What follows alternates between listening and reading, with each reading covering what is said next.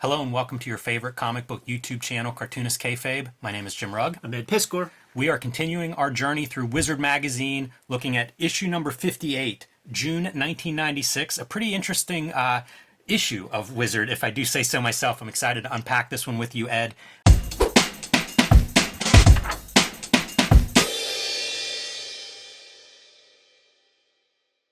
I want to remind everybody first that this channel is brought to you by Cartoonist Kayfabe Patreon. We have 3 different levels that'll get you access to our videos early, and at the King Kayfaber level, you will get all of our videos first, and you'll get to sit in on our recording session. This gives you an advantage in the Kayfabe effect. If you see something on our channel that you want to add to your collection, you'll be the first one tracking it down. Sometimes these things are rare, they disappear, or they go up in price. So one good book in a month and it'll pay for your Patreon subscription. So check that out, see what level works for you. So we have been looking at Wizard from the very beginning, and it was the best of times, and now it's approaching the worst of times for comics. So it's kind of interesting to see how Wizard responds to that. What are the big companies doing? And if they're not doing much, let's kind of look a little bit left field. And that's what this issue is. We're going to see some real coverage of like indie and self-publishing and just stuff that's outside the norm. Mad props on that Joe Mad cover, man. He's fully formed at this point. The Joe Mad that everybody got very excited about is here, represented on this cover with these kind of proportions and the way that he's building like the hands and stuff. Influential in a generation, pivots the American, comic book penciler away from Jim Lee era, and we're now in Joe Mad era. So you'll get the Humberto Ramoses and the Mike Wiringos, and certainly the Roger Cruzes, and these guys are going to start to show up after and adopting a lot of these tricks. Right, and these tricks being things like influenced by video games, influenced by anime and manga, some influences that we had not seen in previous generations of cartoonists that were often just pulling influence from the previous Marvel DC styles. Joe Mad is a weeb. The other piece here, Gambit is much more popular than I realized at the time. Huge. Yeah, he was huge. Mentioned quite a bit whenever they get into like one of the stories in here is about the X-Men trader, and Gambit is heavily mentioned. When I saw these, I was like, are these Onslaught calling cards for phone companies? Is that what we're promoting? But it's just it's just a comic. That's so funny because I still couldn't tell you like looking at it. No, yeah. Can't even tell what comic they're promoting there. Kurt Busiek's Astro City moving over to Image Comics, Jim Lee's imprint still at Image Comics.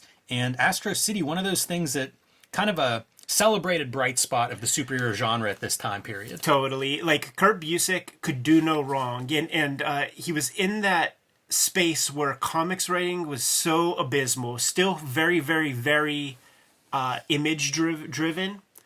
And if you were just... I'm not saying... I like Kurt Busiek. I don't think I've read a Kurt Busiek comic I didn't enjoy. Like, his contribution of, we'll say...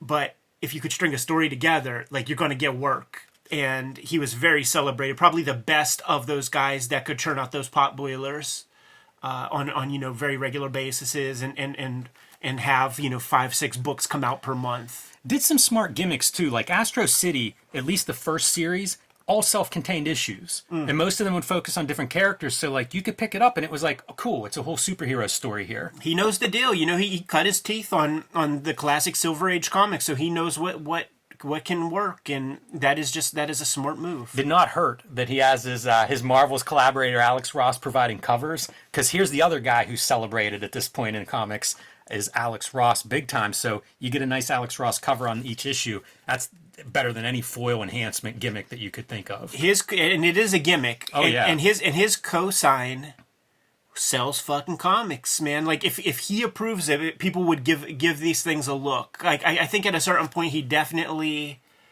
watered down like his options and stuff like that to the point of like where you don't necessarily chase down this Alex Ross cover, but at this time for a good run. Yeah, because we're looking right here at a story that's going to be on Kingdom Come. Check out our video on that one. Yes. But this is probably peak Alex Ross in terms of popularity. Like, he had done no wrong up to this point, and people are just loving him wherever you can get it. So getting cover for every issue of Astro City was really a great move by Kurt Busiek and everybody. Brenny Anderson, the guy who does the heavy lifting inside of Astro City, I always thought it was really well drawn. I remember running into him at my first San Diego Comic-Con, and he was selling pages so cheap, and it blew my mind, because in my mind, it's like, this dude's really good. Yeah. Why are these pages not marked up a lot?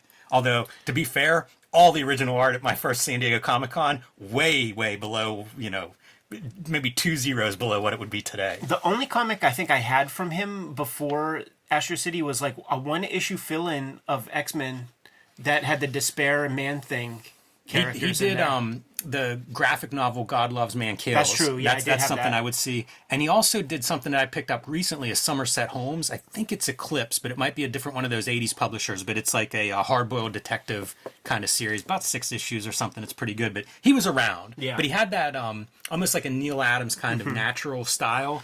And like I said, I always thought it looked great, but it didn't see him on high-profile stuff. But Astro City was pretty high-profile. Totally. Kind of cool to see the Max and Aeon Flux in this ad. Yeah, it's the era, dude. It's so close to my heart, because this is middle school when those shows were on TV in their original forms. Really amazing for animated work. Like the styles, unlike anything else being done. Like remarkable that that's something MTV could claim. Totally, and they would woodshed. They had Liquid Television before this, and we interviewed Peter Chung on the channel. He's like, I put the most effort in on my Liquid Television skits, and I get to get a show. The other noteworthy show on Liquid Television was Beavis and Butthead, and Mike Judge already had that. Like, it was licensed.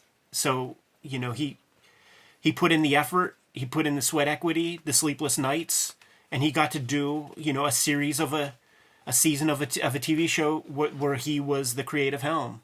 We have 2 good, solid interviews with him on the channel. A series that continues to be relevant, decades later. So impressive. Any letters pop out to you? Not in specific, but the delivery mechanism is noteworthy. Coming from CompuServe, coming from AOL.com. So we're at the earliest stages. This is 1996, so Windows 95 is out. So we're at the earliest stages of internet correspondence, which is just it's fantastic.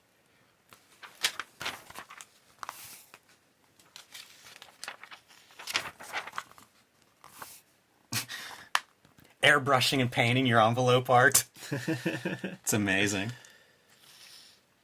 It's wild too, like what gets coverage at this point. I would almost call that like Bisley coverage. Even though it's that Amalgam Captain America, Batman stuff, but that art is unmistakable. Yeah, totally. And this is Deflator Mouse from the Tick cartoon. Was never ever in the comics, so that's clearly a reference to the cartoon show, which is fantastic. Ben Edlund, like he might not have done it issue 13, but he explored those stories on television in living color. So. Yeah, one of the high points, I think, of adaptations, and a lot of his imprint all over that show really kept that Tick quality level. Jim Lee returns to Wildcats with the Alan Moore helm stuff. Like Jim Lee, he earned his bones through the speculator boom with X-Men 1 and Big Willie on the Uncanny X-Men series. But in terms of professional respect and the craft, the drawing is what it is. But he doesn't have that critical hit. And this is him trying to buy that critical hit early on. Before Frank Miller's still sore at him for doing that death blow shit. So he ain't collabing with Uncle Frank. So he's able to buy Alan Moore to write some scripts. It's interesting to think of how successful he is. Arguably the most successful comic book artist, based on sales and whatnot. But did seem to be a student of like that quality. Like a big fan of Alan Moore, big fan of Frank Miller. How do you make these great comics, and studying the guys who had made the great comics. Can't buy it, Uncle Jim. You can't buy it, sir. I recently picked up this whole run, the complete Alan Moore Wildcats, and I was going to read them the other night. We looked at the first issue on the channel, and it was good. It was kind of interesting to see like what's Alan Moore pull out of Wildcats, and it was sort of like the Cliff Notes version as he's relaunching it. And I was like, all right, let me read the second one. And I forget who the artist is, but it's not Travis Charest. It's not Jim Lee. Might be Dave Johnson. I can't remember. I don't think it was, but it's like a fill-in guy for like a couple of issues. Yeah. It's like they're kind of getting all the pieces in place, and I was so discouraged looking at it that I was like, I'm gonna keep going. Yeah, it's bad. Like because even Travis Charest, however you say his name, it takes him so long to make his pages that they have to like form concessions and have like Dave Johnson do like the first 10 pages, and he draws the Yeah. the last 10 every issue or something.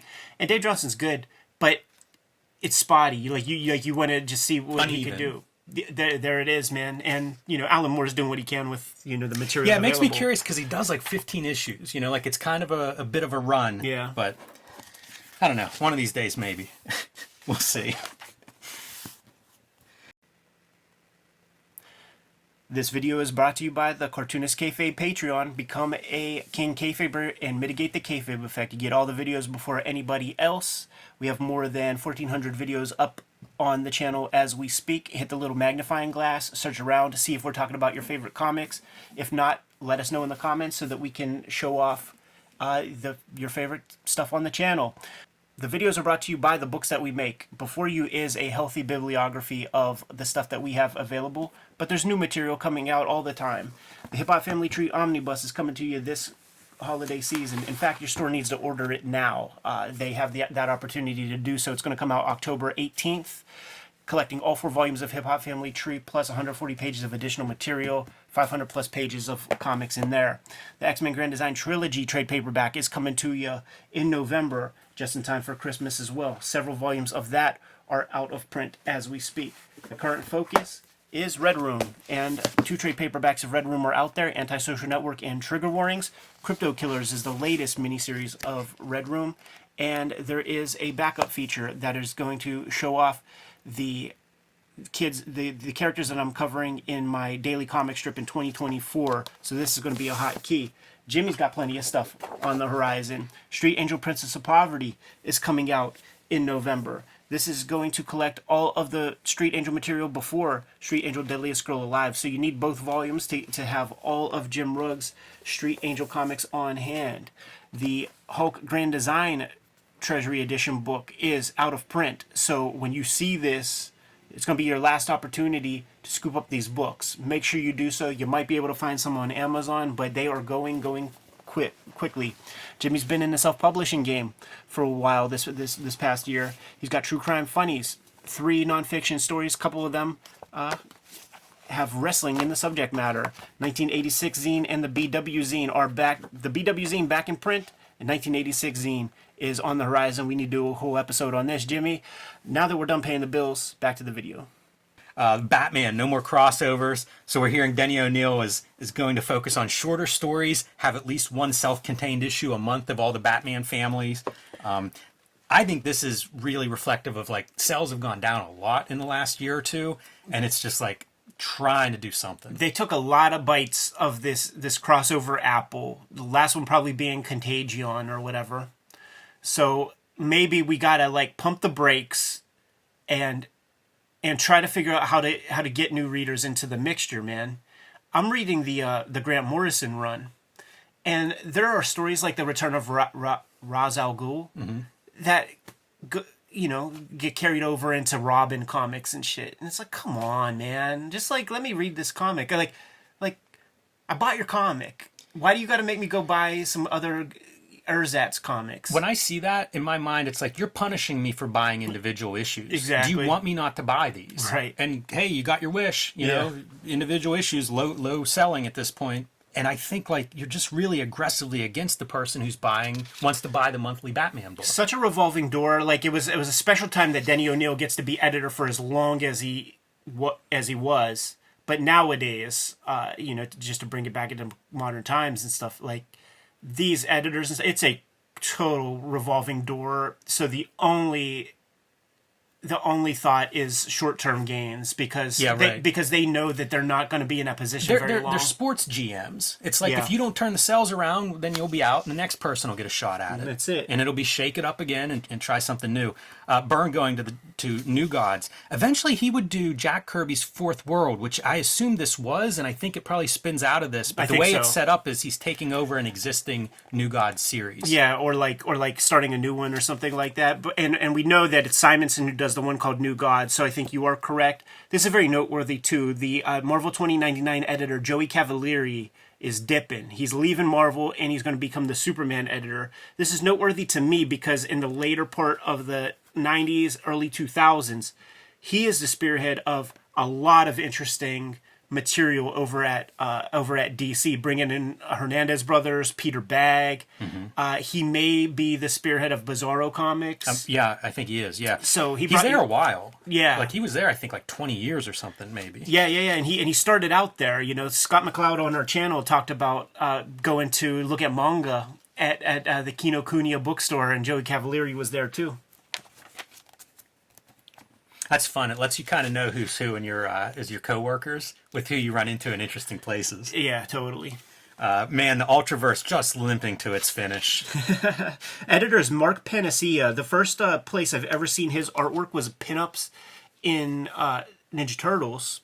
You know, when Mirage would do that. And when I was doing Grand Design, he was the first ex-editor. That like when I was over there Really? at Marvel. Yeah, he was you know, working at that level. But he's a cool artist. He's an outlaw artist. At least, you know, I just know his artwork from that period. You know, he decided to cash in his chips and be like a company dude or something. But the dude could draw. I would see him in some of those 80s black and white books. Yeah. Sometimes it's like maybe as a publisher or something. Seemed like he was definitely was a player, man. Working around in those different venues. Scott McCloud will write Superman Adventures here in our Buzz Box. We did an episode of that, which was fantastic. Tom brought it over, and it was one of my favorite episodes that we did. It was one of my favorite comics that we read on the channel. It was very good. The idea of that issue was that if the light that you see from stars is maybe decades old or 100 years old or 1 billion years old or something like that, well, then maybe Superman on Earth can use his telescopic vision and watch Krypton explode because of that delay of like light speed and stuff. And that's just it's such a smarty pants idea, beautifully executed.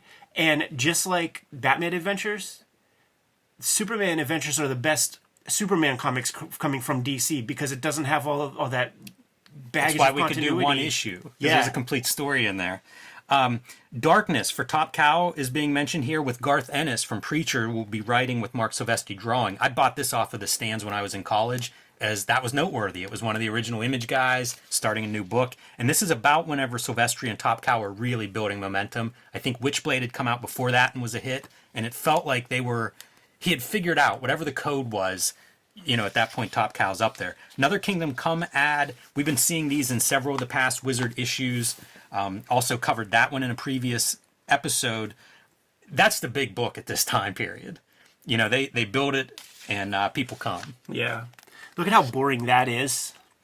Yeah. And you know, it's funny because like one of the things that we're building to as we continue doing Wizard magazines is the inevitable creation of cross-gen. And cross-gen publisher Mark Alessi, some big-time rich dude that just created a vanity comic book company. And where we're at now, you're seeing repeating names of writers. So like we got Carl Kessel mentioned here. You have Ron Mars mentioned. You have Mark Waid. Mark Alessi buys these guys, makes them move house and home down to Florida to be under his thumb to like write his vanity projects. And I just can't help but think that like as we keep going through these issues, you're just seeing the same names over and over. I don't doubt that that Kurt Busiek was approached and was like, get the fuck out of here, man. Like, why would I participate in your little vanity project? But everybody has a price, and you could buy Ron Mars for cheap, probably. I'm very curious to have somebody come in that was there Yeah. and give us the whole story because that is the blackest spot in my like history of comics. Like I never bought a cross-gen. I'm not sure I ever looked at one. Like that was really like I was out. I was completely out on those kinds of comics. And it ran like 5 years. It was around for a lot longer than I remembered. Like talking to a few people off the record that worked for them. Yeah. It makes me want to like bring those people on and let's hear stories. Yeah. Because that's it's almost like comics is cult.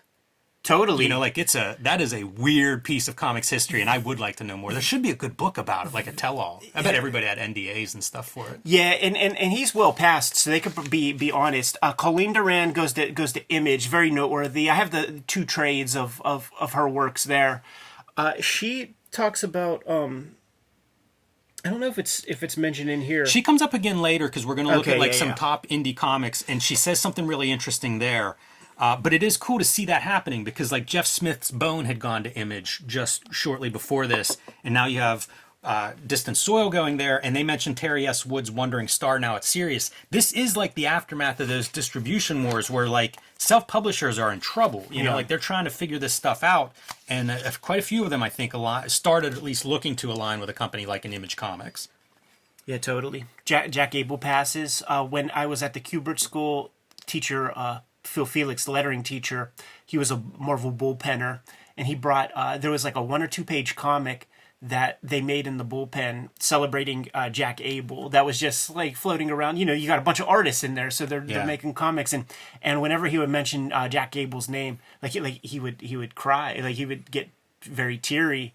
So Abel left like a very positive impression on his fellow bullpenner. Caliber Press mentions Mike Diodato's comic Fallout 3000. We looked at a bunch of these Caliber Diodato comics. I really like them. They're kind of cool black and white comics. It's bizarre to me, like what gets mentioned. You know, like what makes it into a piece of color art in Wizard magazine. Pretty wild. And this crow series, I don't think I've ever seen. I kind of like the design of a female crow. Right. Kind of interesting. You remember what that's about?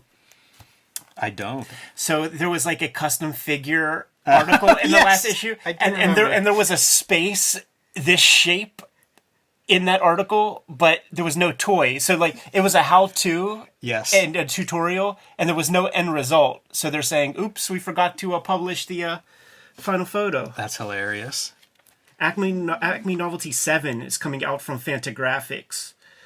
11 inches by 18, which is fascinating. You know, it's one of the big ones.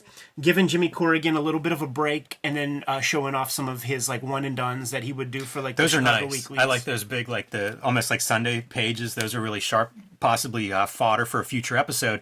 But it describes it as Ware's zany artwork was seen in the Oscar preview issue of Entertainment Weekly. That part is interesting to me. Is like it's still like such a victory to get comics into these more mainstream media outlets. Well, I wonder what that means. Like did he do a comic commissioned by Entertainment Weekly? Because they would do that. Mm-hmm. You know, like whenever I was inspired to send Harvey Pekar, it could be a package of stuff.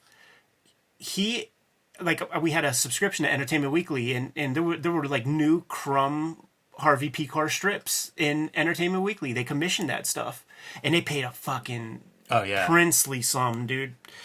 I always remember the Crumb, around the Crumb time, Charles Burns doing a spot illustration of Crumb, and it was such a cool illustration. But in my mind, I was like, why isn't it Crumb artwork? Mark Zingarelli, like when I first met him and scooped stuff up, you know, he had such a robust illustration career. He showed me like in Photoshop, he like in a Helvetica, like wrote, you know, some title page and put a stroke on quotation marks and sent that to the publisher of what Esquire or something like that. He's like, I got paid $1,600 for these quotation marks with the stroke around it. Jeez. Yeah, just for something that got. Those are fun stories, but then you go, why did the illustration market collapse? Right. You know what I mean? It was like all this stuff ends up bloated. Hey, under Extreme Studios for Image Comics news is Bad Rock Wolverine by Valentino and Chap Yape. It's the first of the crossovers. I just picked that up. Yeah, we got sent a couple of those. Oh, maybe that's where I got it from. Yeah, because, shouts to the Kfabers, because it was actually solicited in earlier episodes that we talked about, and I'm like, oh, more Chap Yape comics. I don't know about those, and then we got about 3 copies. So thank you, Kfabers. Yeah, I like his art, and there's not a ton of it. I think that War Child is maybe my favorite of his. It feels like that's the most rigorous, right? Maybe the thing he spent the most time on. And you know what? Speaking of like the illustration game too, like later, probably 97, 98, after all this comic shit goes away for Chap Yape, the last comic pages I ever saw from him, it's an ad in comics, probably like around like when JR is doing like some Spider title, but it's a Vans ad, and it's this robot with some cool boots and shit like that, and then you see the name, like, it's Chap Yap. And so, like, he's so used to making, $900 a page off of Rob Liefeld or whatever, that, like, the little jobber rates of Marvel, like, after everything shakes out, the market correction occurs. He's like, fuck that, I'm gonna still try to be making $2,000 a page or whatever. Yeah. Spawn number 50 has a new Todd McFarlane lead story, Pencils and Inks. I don't remember that. I would pick that up if I found it cheap. The Chap Yap Vans ad almost looks like this, with the same colors. I tracked this down when I started like rebuying image stuff. It's so cool looking. It is hyper detailed, and it's kind of like mech, Japanese influence, which I find interesting too for that time period, especially.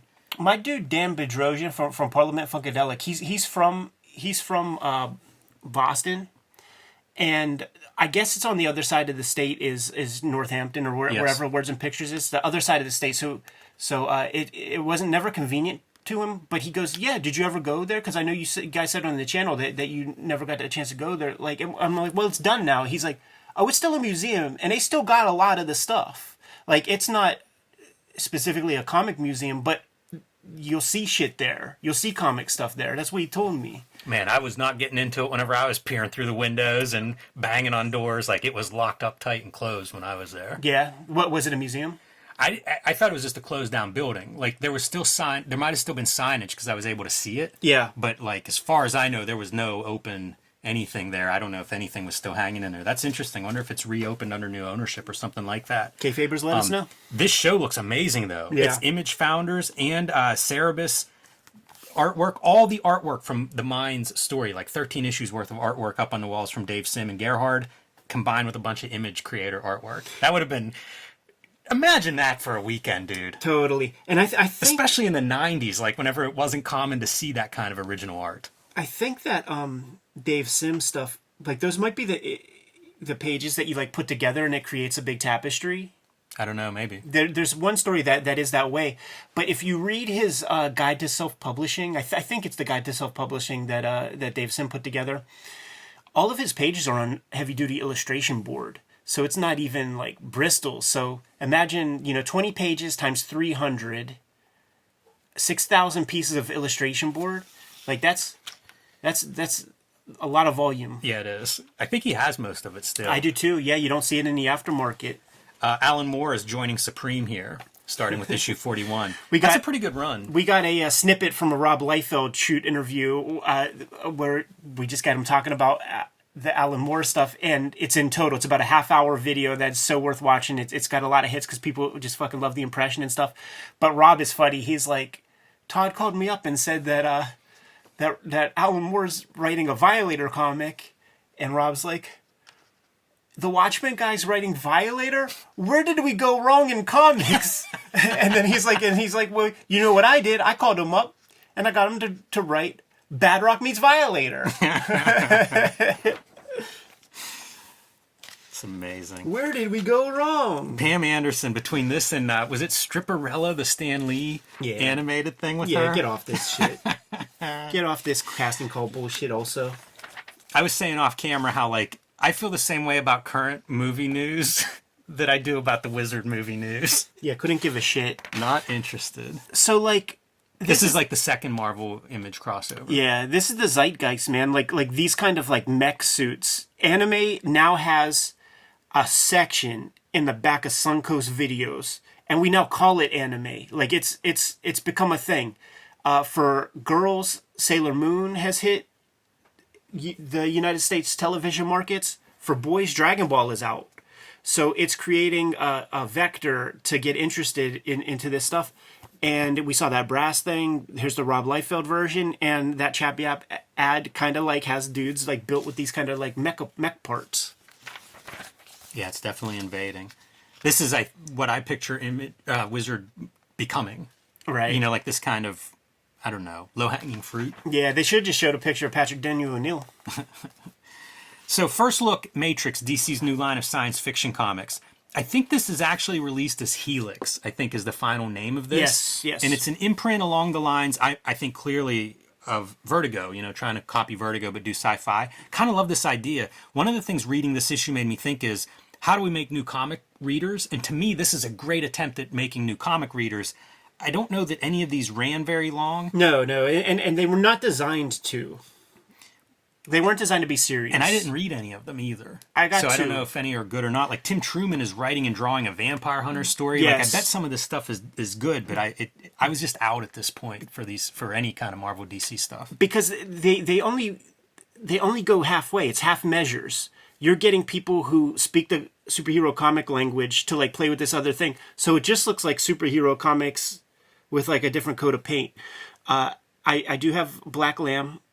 Dig it a whole lot.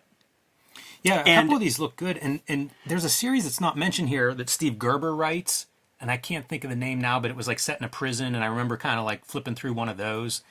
The noteworthy piece of Black Lamb for me in terms of art is this is a comic where Tim Truman makes an argument for the Micron pen. It's the first time that I've ever seen anybody admit to using microns for the ink of a project, and he employs the technique of penciling on the back of the page, putting onto the light box to ink on the other side, and that's a technique that I employed to reasonable health, like during my art school period. And the Vermilion one, if I remember correctly, I do have that. And if I remember correctly, Toddlebin will do like finishes at a certain point. And if Toddlebin does finishes, it's a Toddlebin artwork. Yeah. There's some nice creators listed throughout that preview. I don't know if they all came out that way or not, but I applaud DC or anybody for trying it. And they kept doing it. You know, your Minx line. Yeah. A couple years later.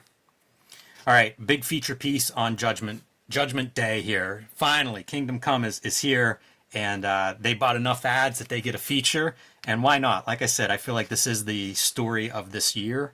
Probably the big success of 1996, and I got no complaints about it. It's a pretty ambitious story. Why not? Yeah, totally. It's completely on display the level of fanboy that both Alex Ross and Mark Waid are. Yes. So, you know, reading enough of that kind of talk, you should know exactly what it is going into it. We're not going to get something very deep. Like literally, if it wasn't on the Super Friends cartoon, it doesn't mean anything to Alex Ross. Like, he says so. Yeah, there's a character in here that Wade is more fond of than Ross because of his age. John Johns, I think, Martian Manhunter. Exactly. But I think it's fine. It is, as you say, like fan service in a lot of ways, and it's where comics have really been moving in the last couple of decades, and probably by the late 90s, the people that are sticking around at that point are the fanboys, you know, the people that are in it. So and that's kind of a reward to them. Yeah, that's what it is. If you want to call it a reward, because there's nothing to pull. Like there's nothing to share with the audience, because and it's not even really good salesmanship. It's just kind of a matter of, it's reportage. You're talking this article. The article, yeah.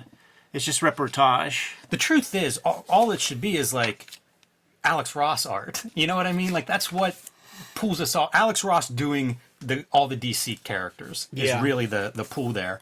I linger on this ad. This is Big Entertainment, who does all the techno comics.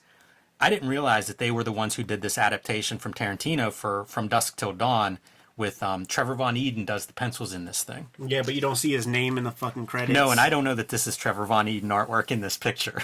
Doesn't look like the good Trevor Von Eden artwork I think of when I think of his.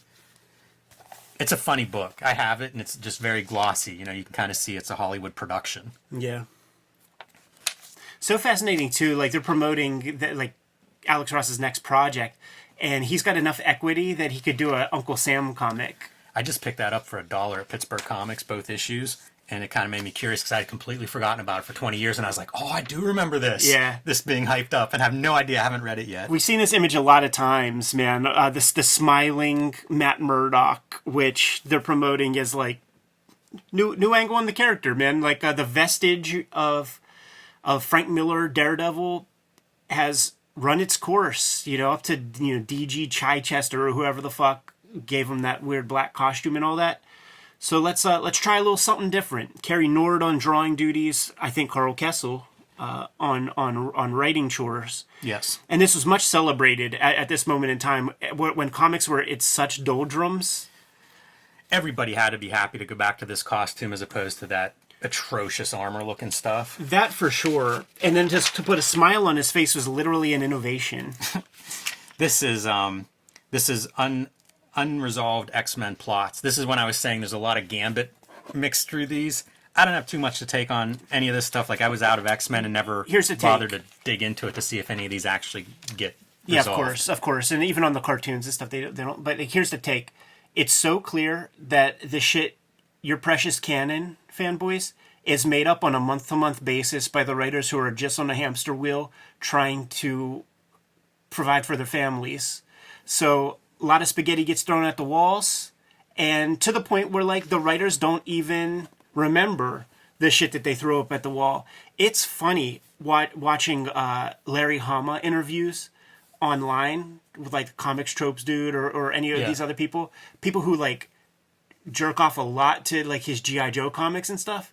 And you know they're disappointed when Larry Hama's like, I just made it up every month. Like you're putting all this, like, weight on it. No, I just made it up. I had a comic I needed to get done every 4 weeks. And it just, they're heartbroken when they hear that stuff. It's like they're expecting, you know, some big tapestry at play behind the scenes, and he's like, no, like, I get orders, and they'll feel like a lot of life is that way. They'll do that stuff too. Like, yeah, but when they would, like, bring back Zartan with the orange mohawk, like, did that disappoint you? And he's like, I have a job to do. Like, what are you talking about? You know what this made me think is, like, it's so unreader friendly.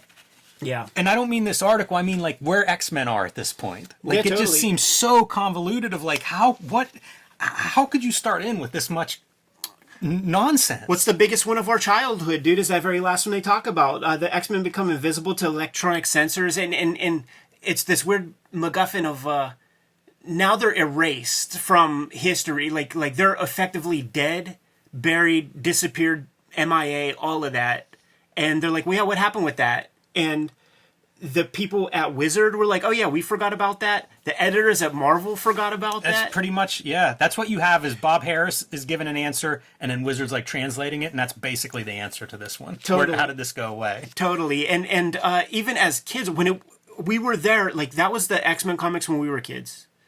And to read it, like, you'd have to reread issue, like, what happened? Like, how was Rogue here? How was Storm a little kid? It was very strange. What just happened? Yeah, that whole thing was strange. I feel like if it weren't Claremont writing that, you know, like, that was a certain amount of continuity was the way he wrote and the creative team. If you removed those, it would have just been like, what in the hell is going on? You know, that could have been the strike 2 and 3. That could have been the blemish. Like, you know what? We need to get this fucking guy out of here. It could be more of the Marvel. Now this time, Wildstorm crossovers. Like, this is really. I did not remember how much all of this is happening at the same moment. Where it's just like, we're desperate. Brett Booth.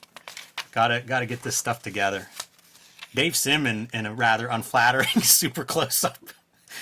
Guys could have treated him a little better on that photo, I think. Yeah.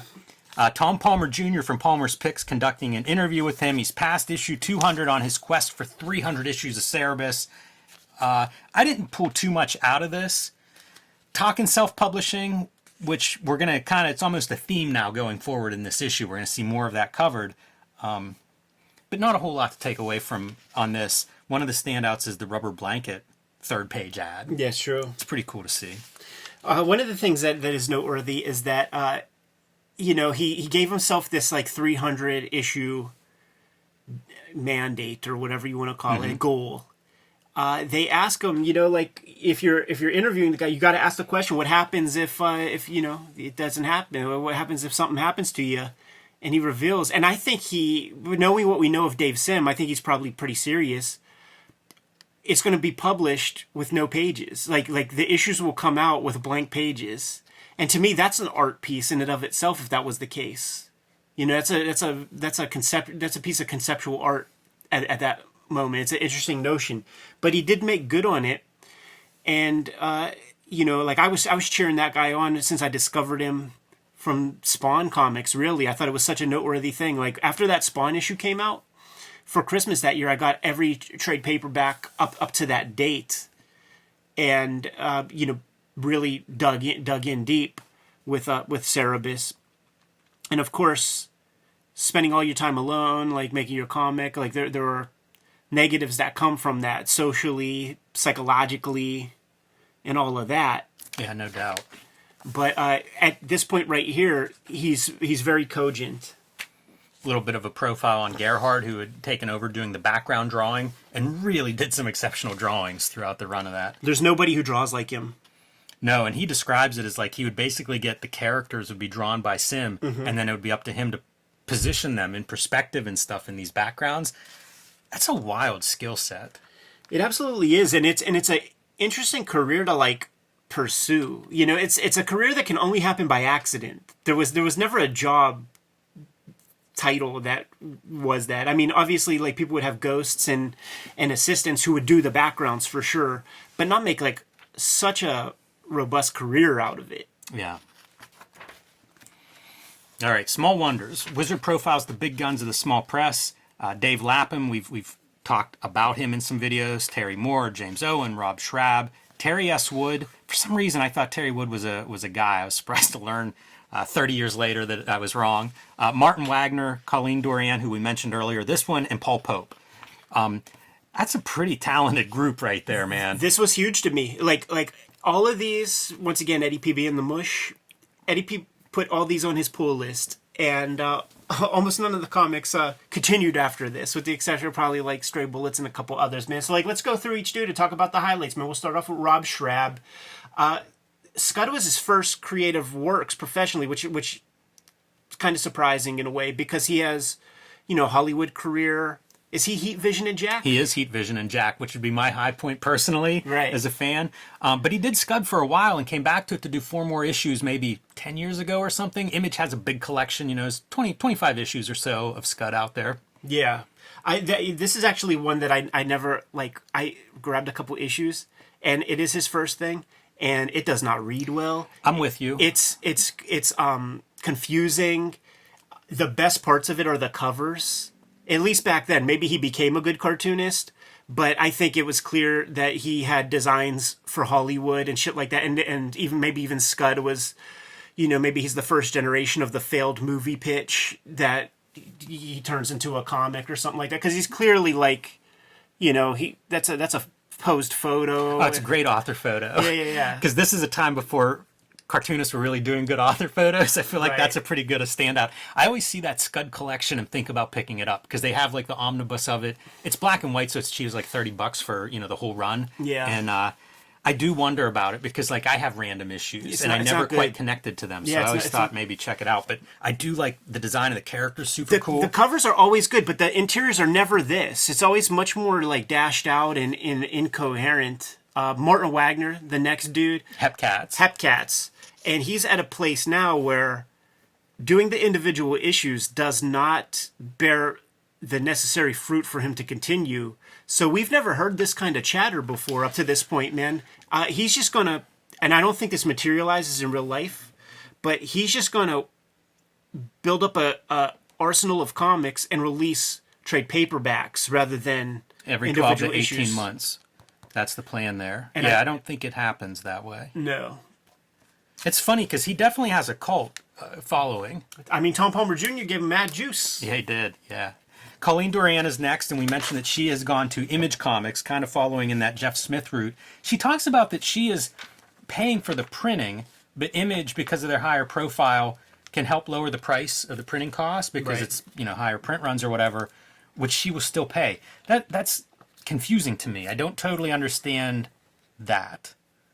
Or what she means by that exactly.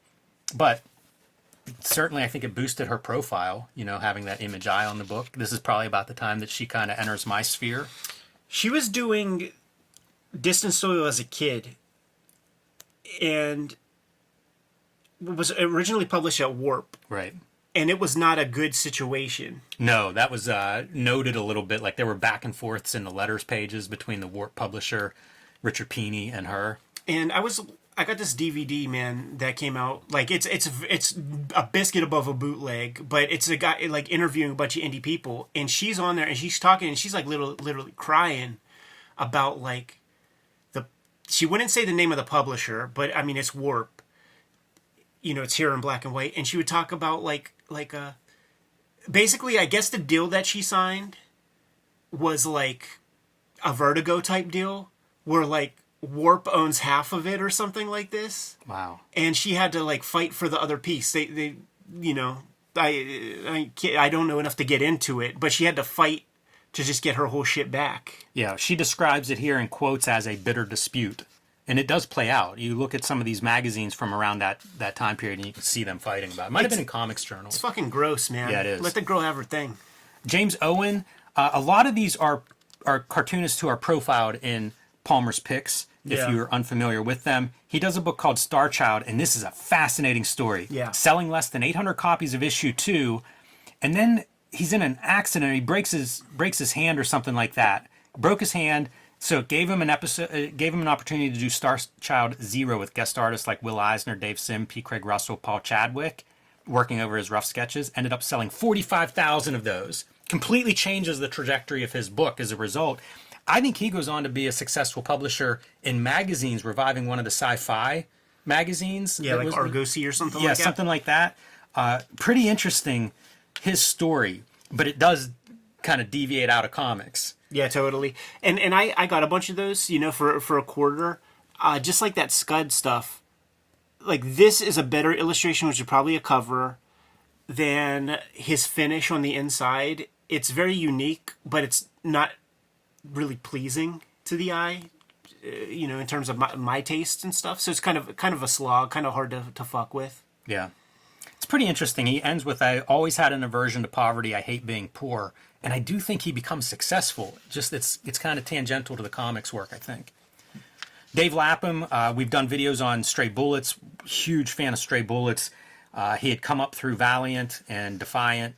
Valiant's one that I probably first noticed him at, like Harbinger. Yeah, of course. But just could draw everything in a way that looked like it should be boring, but somehow it wasn't. You know, like he drew regular people and made it compelling. So does Stray Bullets and still doing Stray Bullets, which is pretty cool. There are more issues of the new Stray Bullets stuff, like the Sunshine of Flowers or whatever it's called, than there was of the original run, which is pretty freaking cool because we had a drought for a decade, maybe. Yeah, and that drought was between the last issue of Stray Bullets and the semi-last issue. It was like years between those two. Wrapped it up and then started the new series.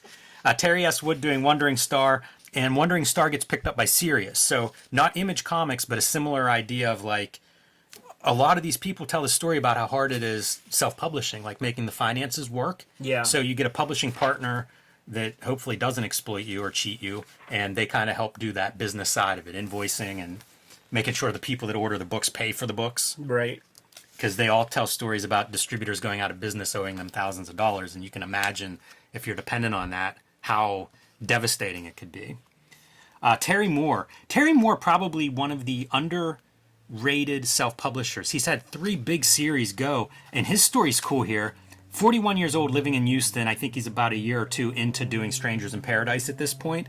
Had worked for an advertising agencies for 15 years. So it's a guy who sort of like has life experience, professional experience, and decides, nope, this is what I want to do, and talks about that creative freedom of doing your own work, and has really, really made it work. To do 3 series that, you know, continue to be in print and stuff, that he self-published, man, that's an accomplishment. Yeah, like he struck at the right time where you could probably do big numbers, and then I'm sure he has a portfolio of like outside investments, you know, maybe own some apartments or something like that that like can pay his nut so that he can continue to pursue a lot of that stuff. But I just think he made a lot of good decisions outside of the comic game. I think it's probably a really smart business guy. Again, coming in whenever you're 40 as opposed to whenever you're 19 and, you know, washing dishes and struggling to keep the lights on. Yeah. Probably makes a big difference. Paul Pope. Pretty early mentions of Paul Pope and getting some background on him here. At this point, I think he's about done with the first run of THB. I think there's like 6 issues out, and he's talking about doing a 12-part serial for Dark Horse Presents, which would become One Trick Ripoff. Right. So pretty early in his career in terms of, you know, moving beyond self-publishing and starting to get noticed, although he does say that people are come and calling. Like, I think he mentions some publishers offering him jobs, but certainly playing up the importance of self-publishing, you know, in this article. Yeah, totally. He mentions the manga stuff too. He talks a lot about like the attitude coming through in the work that he makes. he's very conscious of that. That's something as a fan, like whenever I first saw his work, it was so different. There was an attitude that was really different. He would have text pieces in those self-published books that were fascinating. And I think that like it was conscious. It was almost a persona that he had crafted as part of that self-publishing and straight up photos of himself, man. Like he's definitely conjuring a persona. yeah, And what's his and on that little costume? on that, what do you call it, man? That those episodes of Anti-Gravity Room, when he shows up, he's like, there are two kinds of comic book rock stars. You either love them or you hate them. So, I mean, he called himself that. Yes. Currently working on the Japanese manga comic Mongo. So he was also a group of Westerners that did, were at least commissioned. I think Kodansha commissioned like half a dozen of these guys. I don't know if any of it actually made it into print. I think just his. Did it? He published some of it himself. But I don't know if like any of it was actually published in Japan. Because I think Mazzucchelli might have been one of those dudes. Yeah, I think so. And his definitely didn't get put out. It was an A-list, it was a bunch of highly regarded cartoonists here in America. Milk and Cheese, this is Evan Dorkin. I think he had done something in a previous issue, like a board game kind of thing. And here he is doing a 2-page full-color spread. Pretty interesting time, too, because he would do stuff in Deadline magazine, I'm guessing around this time. Yeah. There was this thing where it's like you could run comics in a glossy magazine like this. And Dorkin did that a few places. All right, so now Jimmy Palmiotti is stepping into our How to Draw Comics and doing an ink demo over this Joe Quesada pencil sketch. Boy, that's not a lot to work with for demonstrating ink. Joe Quesada, he's a mercenary, man, and Wizard ain't paying him nothing to draw this thing. Demonstrates different tools, pen and brush together. But I love this, the tools of the trade, like walking through some of the actual specific tools that he uses. This was always valuable to me, like a real professional actually laying out like what he uses, because this is what I needed to know. What do I have to get my hands on? Yeah, totally, man. The elusive pro white that you would always hear about, like, where do I get some of that? And then when you finally get it, you think it is the real shit, and it's like, holy fuck, this shit sucks. This is awful. This is the best we have right now, because like it's hard to find good white. The way, well, you know what? Deleter number 2 is a perfect whiteout. You can put whiteout down. It dries fast. You can ink over top of it, and you can put more on top of it. And that is where Pro White failed. You get one shot. Like, you put the white out down, you put the Pro White down, you get one shot to draw over top of it. Plus, it might have some chunk to it and texture and bullshit that you have to navigate around, because you can't put it on smooth and flat. You cannot put Pro White out on top of ink that was on top of Pro White. It immediately turns into like a gray mush, and you destroy your drawing. You could never, if you get that gray thing happening, you could never put Pro White on top of it, because it would just like reconstitute the ink and just make a gray fucking mess. It was the worst. That's funny. And it's ridiculous that they all used it. He cites for his ink Faber-Castell's Black Magic brand ink. I've never heard of that. What's Higgins Black Magic? Higgins is the only Black Magic I know, and I gotta disagree with Jimmy on that, man. That stuff is some washed out stuff. Yeah, all those old dudes who were about Higgins Black Magic, they have to like give caveats, and it's like you take the lid off and you let it sit for a month. Let some of the liquid evaporate. Yeah, and it's like there ain't nothing better. Yeah, a couple more of those heads, combining again different media and doing modeling on them, which we see again down here when he talks about like finishes versus tight pencils. And if you're given these, if you're doing the finishes, then you get to go in and put a little more of your hand and demonstrate some of what that looks like. Yeah. Figure in silhouette in the middle, background, foreground figures in silhouette with the white in the middle. It illustrates the heavy lifting that a finisher or inker can do. I don't know that Palmiotti ever did it, because like I'm sure that Joe Quesada isn't turning this shit in when they're working together and he's making those storytelling decisions. But he's just showing you that it is possible. All right, Homemade Heroes. Somebody cashed in on their... Might as well, man. Get your Evangeline half. 10 small press books you should own. So Palmer's Picks, man, just really delivering a lot of shopping lists this issue. If you were into indie comics, this would be a good issue for you to take. You're getting a dozen. You're getting a dozen, man.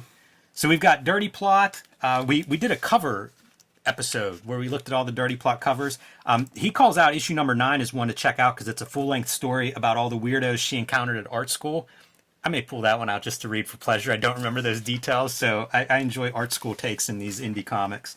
8-Ball kind of says how good almost any issue is because of the nature of the anthology format that he does. Hate, this is when Hate had gone into color issues. Yeah.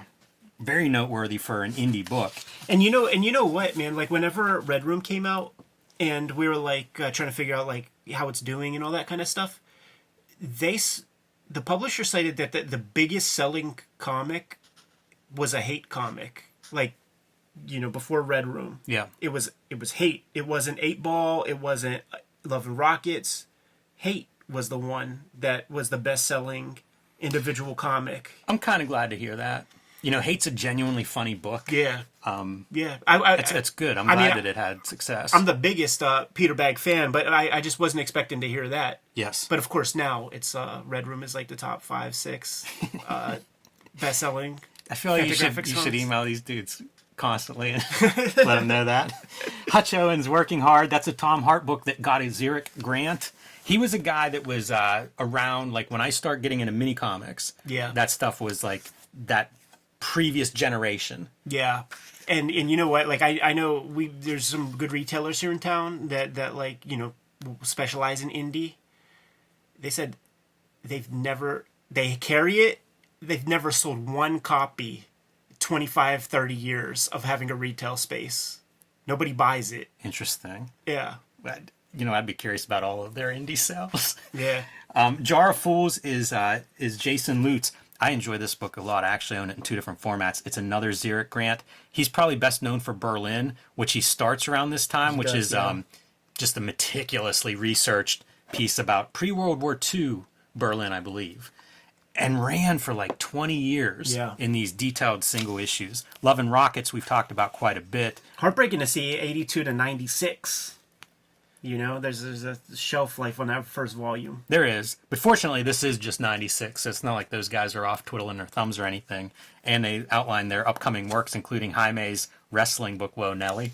Yep. And Girl Crazy with the Dave Stevens and Coop covers. Yes. Rubber Blanket, David Mazzucchelli. We've spent a lot of time with him. They applaud him going from Batman Year One and Daredevil Born Again to then becoming this more, I don't know, focusing on the art side of what comics can be. Taboo, the great, I think, underrated horror anthology that Steve Bissette put out, 10 issues worth. And noteworthy things like From Hell starts there. Just a really impressive collection. I guess because it's just hard to find, I think, is the reason it's not more celebrated. But it's pretty outstanding for horror comics. Mobius is in there. S. Clay Wilson. Yeah. It's impressive. I have all but 1 issue, so if anybody has an extra issue 7, send it my way. Yummy Fur, one of my favorites and one of my first breakthroughs, and Zot. One of these is not like the other. You know, when I think of Zot, though, is very, very early manga.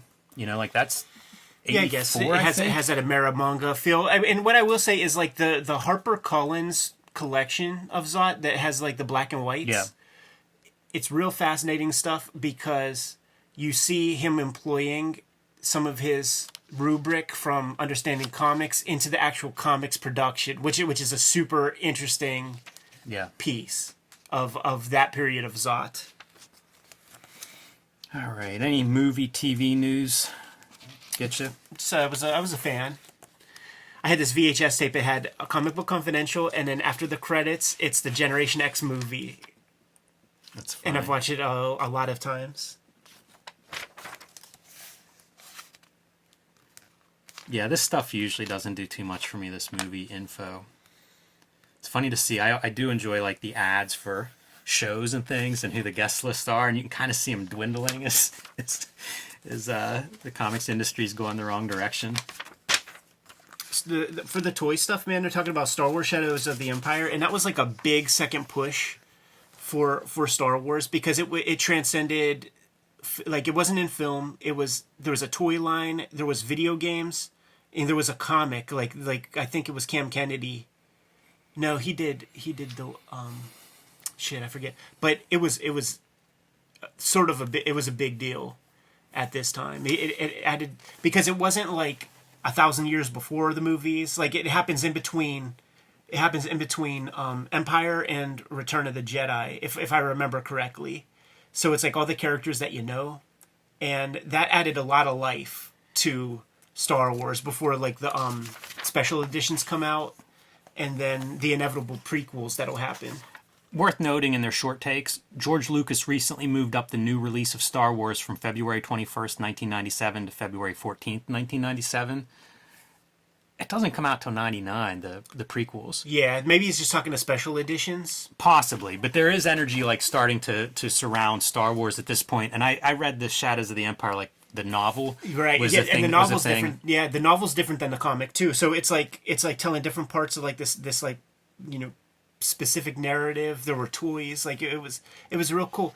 On the episode of The Toys That Made Us about Star Wars, they described that he got, for his royalty, like they had to give him $10,000 a year or like 5%. And when there was no Star Wars toys coming out, they were giving him $10,000 checks a year, and they just didn't the one year, and so all the rights reverted back to him, and then that's when he promotes Wow. the prequels coming. Like after he got all those rights, it was like he was like waiting, biding his time, letting them forget, so that he could jump into action, and then renegotiate a better toy deal. That's. I knew there was something about that his toy deal setup, but didn't know the details on it. Anything stand out in the more picks? You see these writers, man. Your Ron Mars, your Mark Wades, the guys who are getting bought by Mark Alessi and going to have to move house and home, which is super funny to me. It's pretty dire, like the stuff that's being listed here. Yeah, it's so bad, and these guys want to be in comics so much, man, that they're going to let a rich dude buy them and ship When them does off that like start? cattle. Is It's it, like, going to right be around here? soonish. Maybe 97 at the latest. Kane is one of the self-published books I feel like they could have added if they wanted to. I'm a big fan of Paul Grist's Kane. It's a good crime comic. I think it looks cool. Concrete, Think Like a Mountain with the Jeff Darrow covers, I believe. Yeah. Kingdom Come #1, and it's not like a giant called-out spotlight. Right. I guess nothing is really the giant called-out spotlight this issue, but if you were going to do one, that's the one I would imagine. Preacher 15, Yellow Bastard, Sin City 4 of 6. So this is like, Eddie P is going to the comic shop every Wednesday at this point, man. Like Yellow Bastard is the first regular series that I was scooping up, and I'm not quite a Preacher fan yet. Like it's with issue 18. It's after this Hunter story. Mm-hmm. Whenever they do that single Vietnam story is when I put it on the list, because I had my rule as a kid: never buy part 3 of something. Got to get it from the start. Interesting. Kane is at 14, Stray Bullets at 9. I did not realize Kane preceded Stray Bullets. It could be publishing frequency as well. I don't know what this is. I don't know who the artist is. Oh, that's Ian Churchill, Unmistakable. Wow. Yeah, I was out. He was a one of those. He would do fill-ins on Adam Kubert Wolverines, and then he gets scooped up by Rob Liefeld, and I forget what he does for Image, but then he's a part of like the Heroes Reborn stuff. Rejects. He did some witch book, some magic book for them. I can't remember the name of it, but yeah, it was like an Extreme published book. Or I was sort of out of Awesome that stuff at that time, for sure. One of those. The manga is focusing on Ghost in the Shell, the anime, coming around, and it's kind of playing in limited release at various theaters in America. I think looking for mainstream looking for a bigger distributor in the U.S. There's a lot of stuff that's coming with this. First off, it's priming the pump. Like, there is far more interest in anime than there ever has been. They talk about some of the stuff that occurred like in history. They talk about Akira, and somewhere in here they mention like MTV playing bumpers, because MTV would play had Speed Racer at this time, which was huge. My mom like when MTV put out Speed Racer again, like my mom was watching that shit. And then they talk about the bumpers in and out of program. That's Ninja Scroll, man. Like, I was fucking there, dude. And seeing just like those little 30-second, like 5-second pieces of Ninja Scroll. Like, what is this? I got to check this thing out. Manga Entertainment would be, the VHS company that would put out the Ghost in the Shell and Ninja Scroll and all that. They funded like half the Ghost in the Shell budget, which is fascinating, because that's an American company pumping in money. And so clearly they have interest in growing that market here.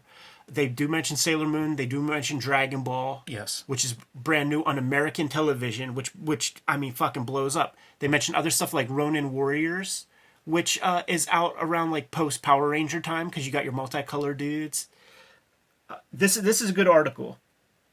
I feel like it's been spot on since they started this column. They get good people. This Carl Gustav Horn, he's taken the mantle after Leia Hernandez kind of like dropped some science. Also, I want to point out, man, Tigers of Terra, this late stuff is not my bag at all. But this artist, Ted Nomura, the original Tigers of Terra that are like the 80s comics, I fucking hunt these things down and love them. Like, he's putting so much effort into them. The unfortunate thing about this era of those comics is that it's that like archive white paper, and he's using computer gray tones, so it's just like so muddy and dark. You know, like that whole era of black and whites. Serious Publishing, SIRIUS, would have that problem too, where it would be these shitty gray, super dark comics, and his comics would forego the great textures that he would put in the early stuff for these gray tones, and it just kind of a muddy mess. Do you know the Stagger of Kamui? No, but I do not think that it has anything to do with Sanpei Shirado's famous Kamui. That's what I was going to ask.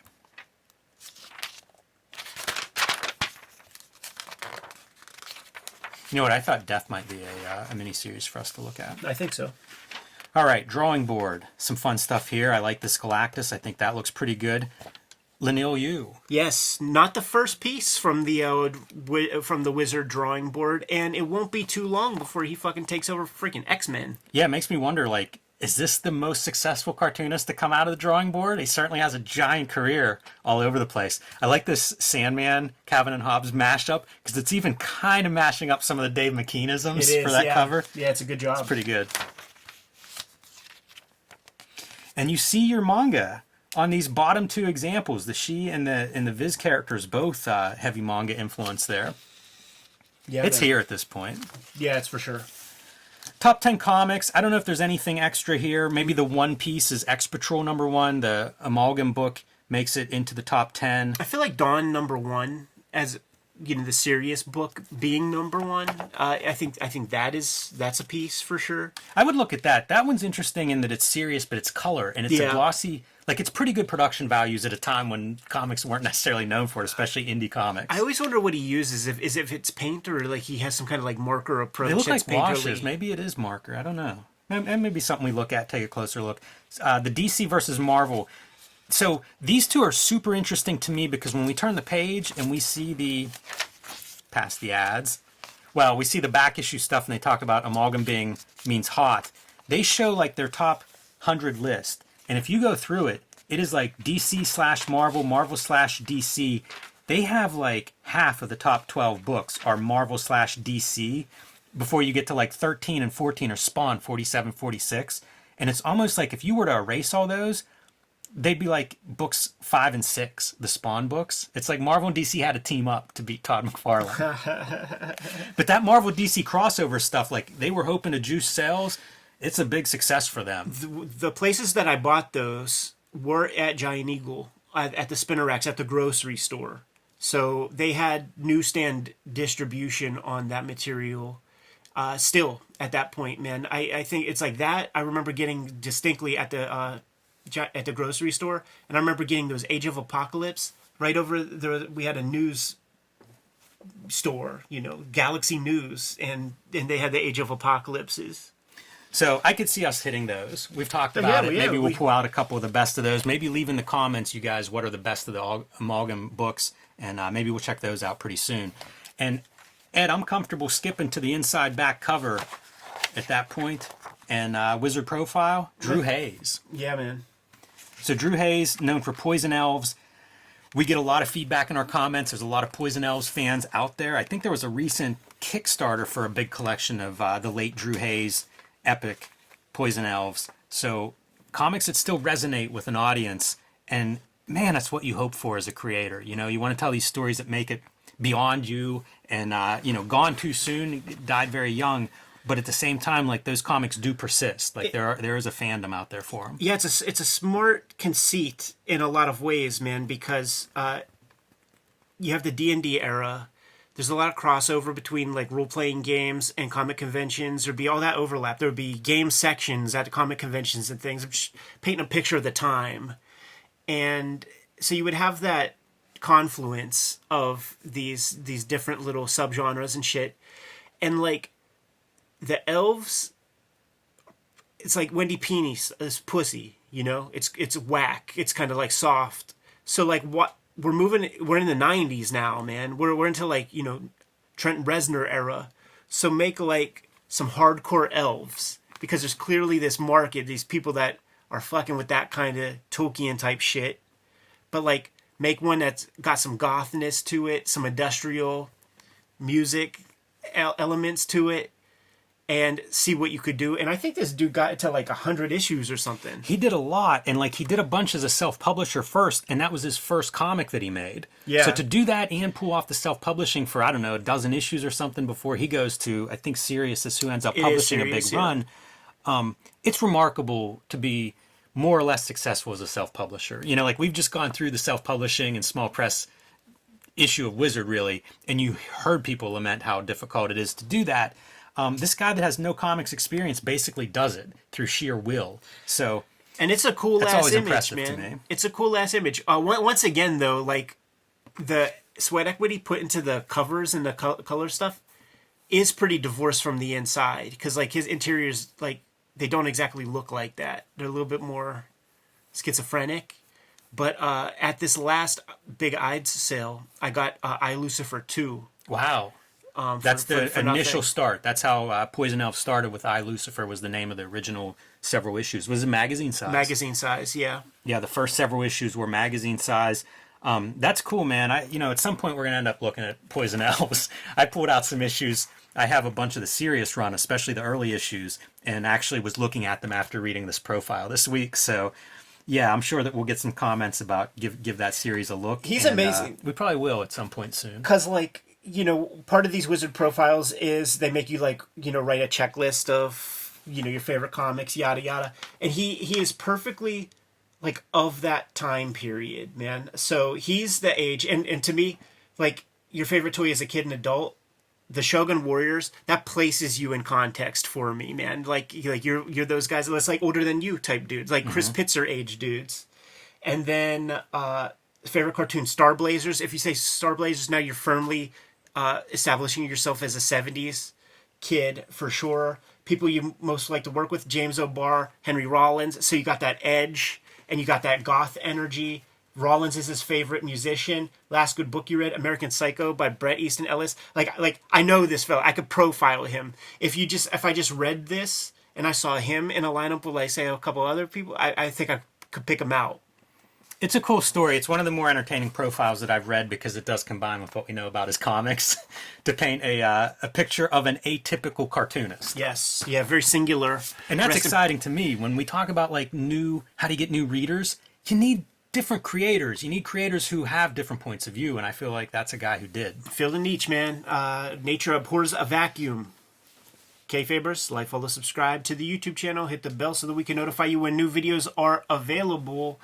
Cartoonist Kfabe is a daily YouTube channel. We have more than 1,400 videos out there right now. We've covered dozens and dozens of issues of Wizard, but a lot more content that you could find also. Hit the little magnifying glass on the front page. Give the channel a search with your favorite comic titles, and if we haven't talked about your faves, let us know what they are so that we can push those to the top of our reading piles.